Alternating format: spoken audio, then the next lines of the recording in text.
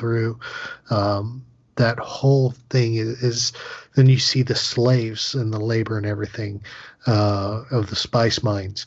It's all Solo, the Star Wars, Solo, a Star Wars story. Direct connection to that. I loved it, because that was a great movie. So we have that connection. One of my favorite connections, and I want to spend a few minutes talking about this, is at the beginning of the episode when they've launched the Silver Angel and they're flying, trying to leave Coruscant, and they use the military lane, and Ahsoka's trying to tell them to get out of it, and they wind up being contacted by Admiral Yularen. Yes. And who, of course, it's a slightly older Yularen. They're starting to age him up to resemble his Rebels version there. Yeah. It was good to see Admiral Yularen again. But there's that scene where they're flying and Yularen is talking to Anakin. He's like, "Do you want me to stop him?" And you see Anakin just closes his eyes and he reaches out in the Force and he senses Ahsoka. And Ahsoka senses him, and no words are spoken. You could just feel the Force going back and forth between them. You could feel, what's going on. They're sensing each other, because she's just kind of staring up at the command deck of that cruiser as they fly by, and he's just got his eyes closed, reaching out. He knows it's Ahsoka, and that connection to the Force between them is still so strong. It reminded me directly back to Star Wars Rebels, when Ahsoka first sensed Vader flying that TIE fighter as he's decimating the troops, decimating the spaceships. And he's trying to get a lock on the Ghost, and all of a sudden Ahsoka senses him and he senses Ahsoka, and Ahsoka's like almost in shock, like, no, it can't be. And Vader's like, "The apprentice." Yes. It had that same feel where that, it's just, those two are connected in such a special way. And how did you feel during that scene? I've been talking too much. David, how did you feel during that scene? No, I love it, man. I'm with you. I definitely thought about that. I did, like the episode guide, say that it was an echo of, listen to that, an echo of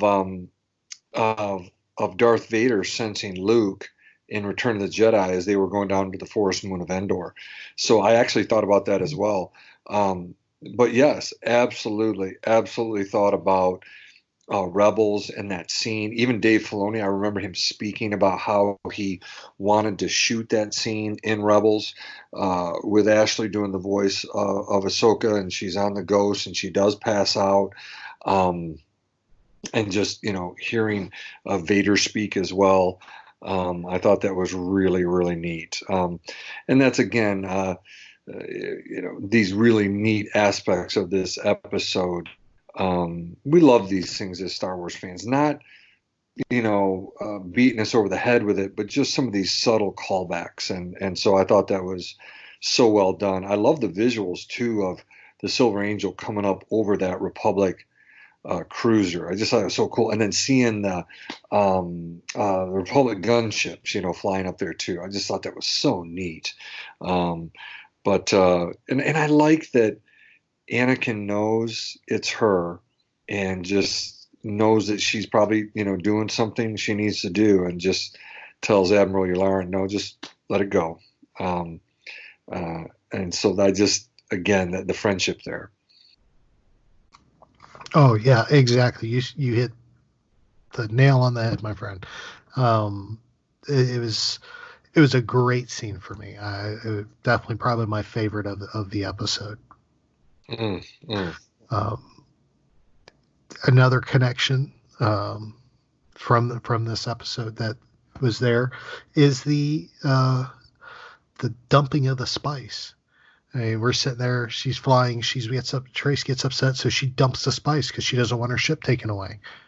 Well, I'm sorry, I saw it kind of, that now gives me a vision of how Han Solo dumped the spice. Exactly. I mean, I was Right. sitting there going, huh, she pulled a Solo. Right. You just wonder if he did it in hyperspace or if he did it. 'Cause I guess if you do it in hyperspace, maybe you can't find it. Whereas if you do it in real space, they can see it coming out the side of the Millennium Falcon. You know. Exactly.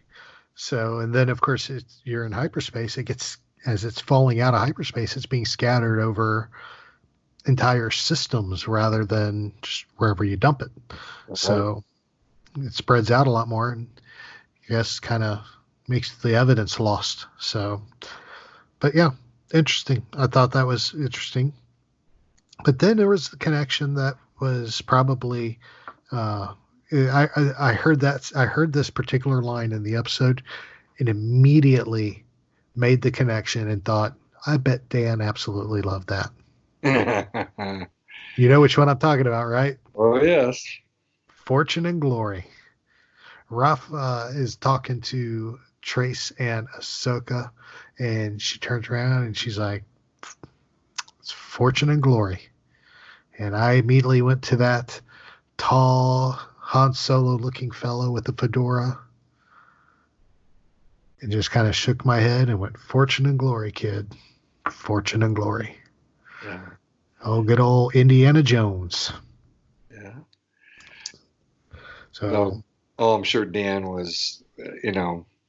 Dan talks about watching the Rise of Skywalker out there at the world premiere and how he was just with his wife sitting there and yelling at the screen when he sees the yellow lightsaber that Rey turns on.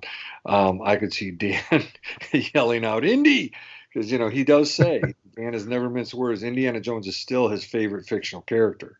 mm-hmm. I believe Star Wars is his favorite series, but Indy's his favorite character. So yeah, real neat to see him Rafa reference Indy. Exactly. Now, I know we're running out of time here, but there's one more thing I want to touch on that was thrown through this episode, and it was the effect Ahsoka and Rafa have on Trace. Ahsoka and Rafa couldn't be more polar opposites. Ahsoka, trained by the Jedi, everything's black and white, good and evil. It is what it is. And you don't do bad. You, if it's bad, you just don't do it. Whereas you have Rafa, it's all about survival. Sometimes you have to make a deal with the devil to make it through tomorrow. Mm-hmm. And then you have Trace kind of stuck in the middle. I almost got a vision of Trace standing there and Ahsoka and Rafa with one with a halo, one with devil horns standing on each shoulder. Because Trace, as demonstrated in this episode, is very naive when it comes to things outside her garage. And we see that with her, how she is excited about, she's excited about being off world. I mean, she's flying through a military lane. Wait, I need to have a license? Right. Of course you have a license to fly. You gotta have a license? Oops.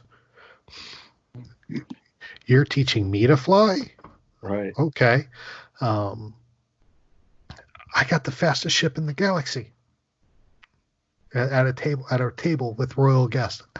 I got the fastest ship in the galaxy. Okay. But then the naivety of the Pyke Syndicate.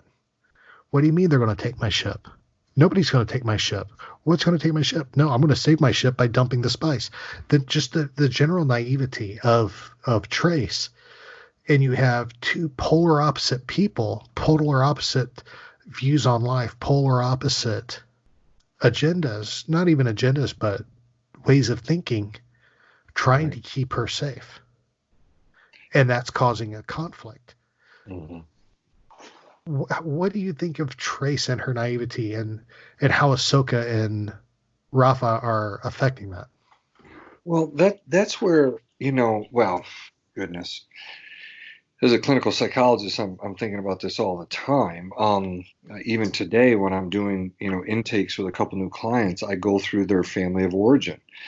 Who are their parents? Who are their siblings? I always ask, is there a history of depression or anxiety in dad? History of depression or anxiety in mom?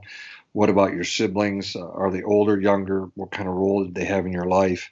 And over 27 years, I've worked with thousands of people, and thinking about all their family members too. A lot of them talk about, yeah, this brother or sister was fantastic. This brother or sister was just a lot of trouble for parents.